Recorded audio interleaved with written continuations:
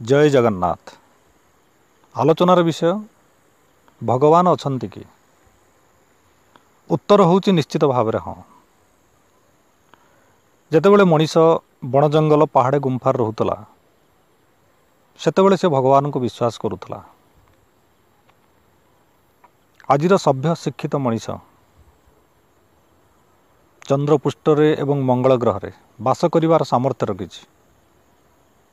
ज्ञान विज्ञान साहाय्य प्रकृतिर अनेक रहस्य उन्मोचन करि पारिछि, किंतु भगवान को ऊपर तार विश्वासर टिकिए भी उणा है नाही। यह हूँ सबुठ बड़ प्रमाण जे कि भगवान अछंती। द्वितीय प्रमाण गोटे समय मनीष बण जंगल में शिकार करी जीवन काटुला।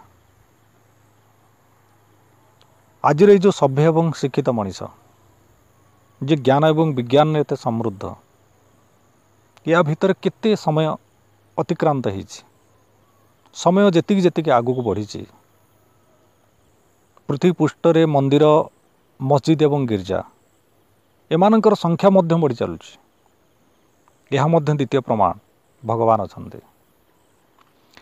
तृतीय प्रमाण आमे मोबाइल व्यवहार करुचु, गाड़ी व्यवहार करुचु, टीवी व्यवहार करुचु, कंप्यूटर व्यवहार करुचु।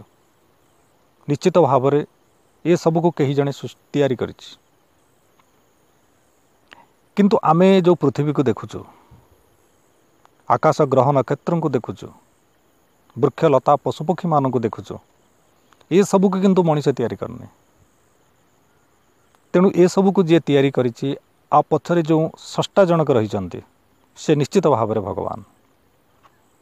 चतुर्थ प्रमाण जेतेबेले आमे घरर छात उपरे थिबा पानी टांकी रे पानी भरू सेतेबेले हमको मोटर व्यवहार करबा पई पड़े, किंतु नड़िया गछ उपरे नड़िया भितर पानी भरिबा पई आमे मोटर व्यवहार करूना। एणु एते उच्चरे नड़िया रे छिद्र न करी एते चमत्कार भाव में आश्चर्यजनक भाव में जी मधुर पानी भरी पारुछि से होचंती भगवान। पंचम कारण आज आम ज्ञान विज्ञान रे समृद्ध सभ्य एवं शिक्षित मनीष, किंतु पानी बिना, पवन बिना, सूर्यंक बिना, वृक्षलता बिना बंचिबा आम पई आदौ संभव नुहे।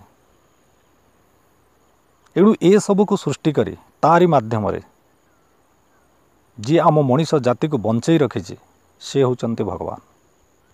षष्ठ कारण है आमे आज ज्ञान विज्ञान रे बहुत समृद्ध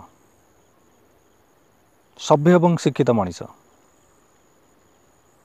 प्रकृति भितर अनेक रहस्य को उन्मोचन करि पारिछु। गोटे समय जो कथा सब असंभव मन होतला ताकू ए मनीष संभव करि पारिछि, किंतु मृत्यु उपरे विजय लाभ करि पारने।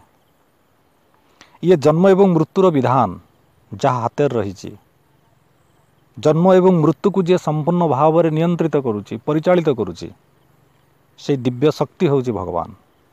जय जगन्नाथ।